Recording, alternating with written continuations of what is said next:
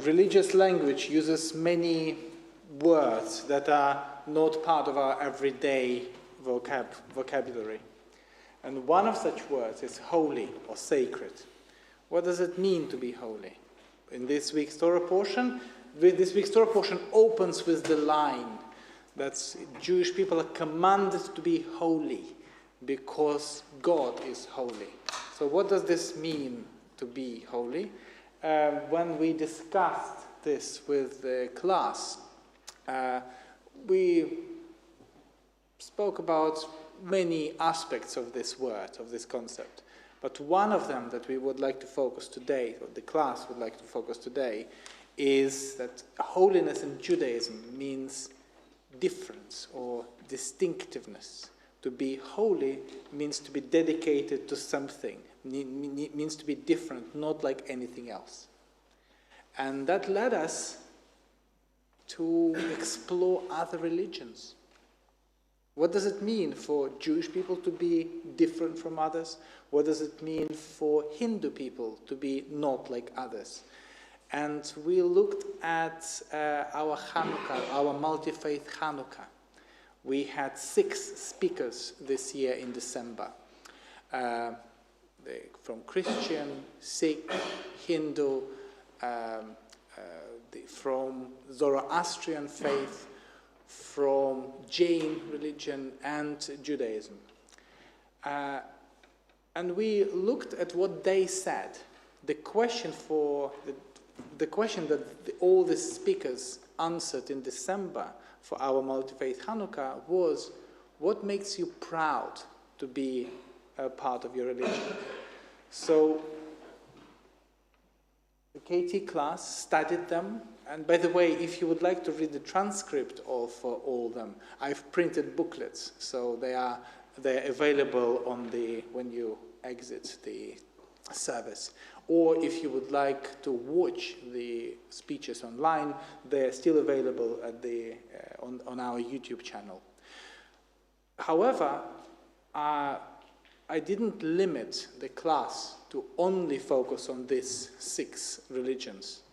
And some of the students interviewed what we called knowledgeable religious people, knowledgeable people of faith or not. And you will hear that some of them focus on summary of all of them. Some interviewed their friends, and there's also the interview with an atheist. And I think it's a fascinating piece. Emily, you're first.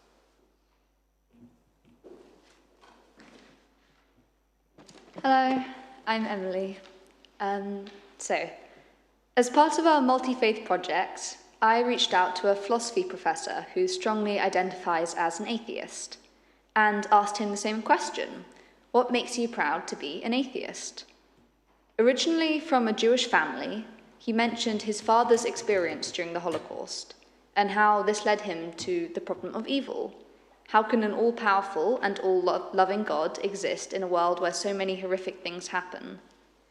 In addition, he believes that controversial beliefs should be grounded in observation, and there is limited strong observational evidence for God's existence. Finally, he talked about the evolution of different religions over time, specifically Judaism, and how he maintains that their natural trajectory is leading them to humanistic atheism. To address all these points would take an immensely long time. Some philosophers devote decades to answering even one. So I will try my best to respond to just the first one, the problem of evil.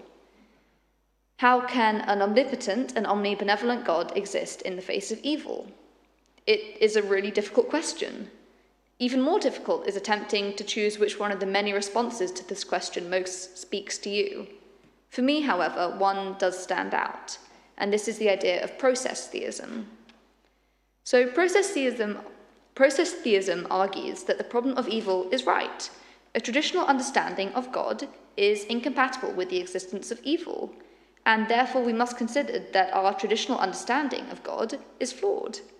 This would mean that either A, he is not all-loving, or B, he is not all-powerful.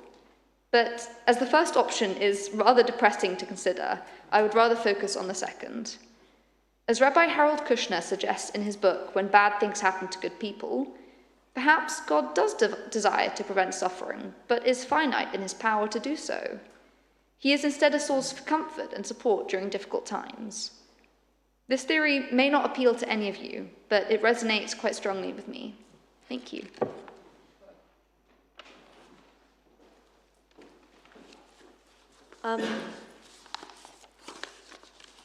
So, my name is Scarlett, and I think my Jewish identity is intrinsically tied into all of these other religions that we've discussed. So many other religions can face the same dilemma of discrimination and stereotyping socially and in media, which is why I think the idea of pluralism, where diverse groups can share a sense of respect and ability to coexist, is so important across all our different communities. I find this because, no matter your belief, being a good person can be entirely independent from your religion, and exclusivism, which is the belief of only one true religion, stemming from any group, can therefore be destructive. That's why I'm so glad we were able to view such a variation of beliefs civilly and respectfully, as I think this connection across communities globally is more comforting than living unaware or oblivious to all the differences surrounding you. Thank you.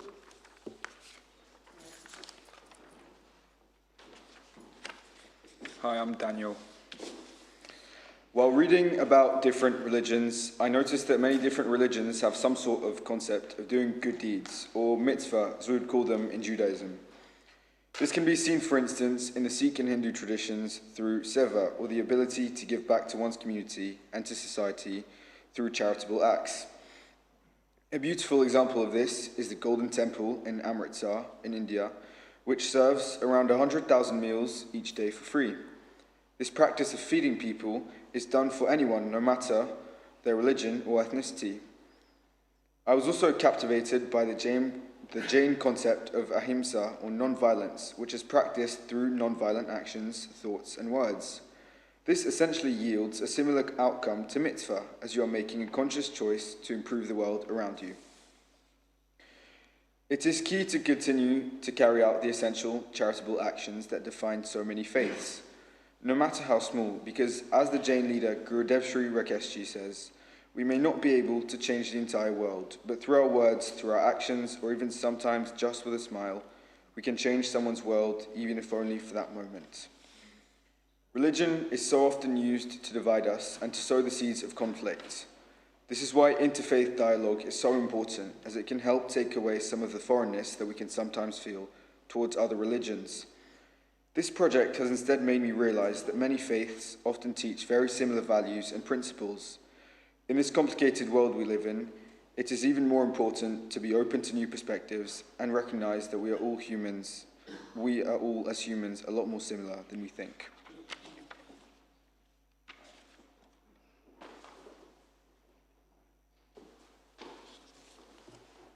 In his interview, Reverend Anders talks about his feeling of pride as not being a feeling of superiority, but a happiness to belong in his community. He says, no one is an individual Christian, which is exactly how I feel about being Jewish. For me, I'm proud of the powerful sense of community I feel in the synagogue. I really like how he admits that his religion isn't perfect and he has made mistakes in the past. It's a very honest way to look at faith. Like him, I'm not saying our community is perfect, but I'm glad to be part of it. He mentions that even though things change, the core stays the same. That really strikes a chord with me because, as Jews, we carry our history with us everywhere. Reverend Anders also talks about being a carrier of a message. In our synagogue, I feel like we are carriers of our own message, one of looking out for each other and staying resilient. Whether it's celebrating a festival or supporting someone through a hard time, you realize you aren't just an individual. You're a part of a long line of people who support one another. Just like he finds delight in the durability of his church, I can find pride in the durability of our people. We have shared a memory that keeps us connected no matter what. Being Jewish in this synagogue means I'm part of a family that values kindness and tradition, and that is something that makes me truly proud.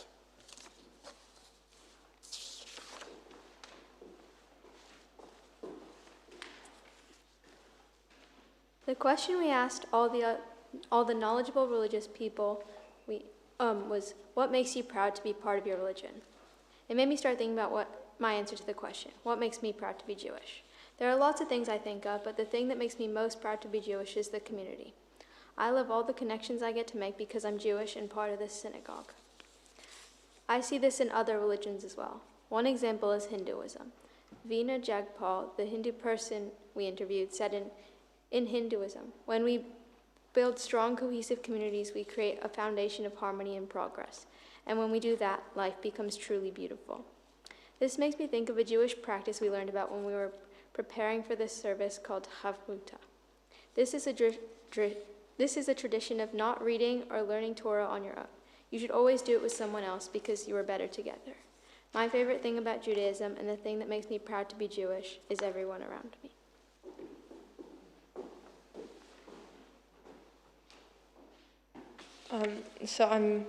I was reading Janeel Shah's thought on being Jainism, and so what he said really struck a chord, where he's not proud of how they share like rules and the way they live their lives, but instead their principles of non-violence and acceptance of many viewpoints. Many of their rules in this world, like you can't eat root vegetables, stem from the spiritual standpoint that all forms of life have souls with inherent value. However, another thing that struck me about the way he thought of Jainism was that it isn't a set guide on how to live, it just asks you to think about what you do. He expressed this in a story about 3 blind men finding an elephant. One touches the leg and declares it a tree, one touches the tail and declares it rope, and one touches the ear and declares it a massive fan. In this way, he illustrates the principle that often no one is wrong, they just have part of the truth. But what it implies is to listen to all opinions and try to reconcile with them with their own. While it's not ever explicitly stated, you're a terrible Jain if you ever think you're more right than anyone else, it does mean that more accepting people are seen as more orthodox Jains, and probably the same for pacifists. I think what's captured with these 2 beliefs is that religion is all about becoming a better person at its core, trying not to hate and kill, and not restricted to Jains, and the same for being accepting of others. What this shows us is, I think, the reason organized religion exists at all. It's just to become a better person, but it's so much easier when we can do it together, because humans are inherently social creatures, and being together and making connections with others reminds us of why we try. Fundamentally, I believe all religions have the same goal of improving on ourselves, but we just go about it different ways.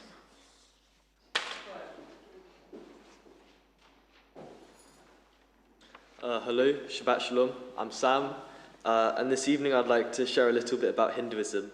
So I spoke to one of my best friends from school, Ari and Dani, to talk about the key principles and beliefs of Hinduism. So he told me that to understand Hinduism, we first need to understand Dharma, and its central philosophy. So much like mitzvahs and commandments in Judaism, it describes duty to live with traditional laws and moral order. Hinduism is not a single monotheistic religion, but a family of religions. At its core is the belief in Brahman, the ultimate infinite reality. They worship gods such as Brahma, Vishnu, Shiva, and more. So although Judaism and Hinduism come from completely different parts of the world, they're over 2,500 kilometers away from each other, they have much more in common than you would think. Both religions have had traditions and holidays for thousands of years, such as Holi, the festival of colors, and Hanukkah, the festival of light. They also have deep beliefs in moral actions and treating others how you want to be treated, as shown in the portion we'll read tomorrow, which aligns with the Hindu idea of karma. The Jewish concept of tikkun olam, repairing the world, is mirrored in Hinduism by the practice of seva, or selfless service. Whether it's a synagogue organizing clothing donations for refugees, or a Hindu temple serving free meals to people going hungry, the right thing in both religions look incredibly similar. But why is this so important to talk about? In our modern world, more than ever, misunderstanding can spiral into hatred. It's important to remember the things that unite us across the world, rather than the details that may divide us.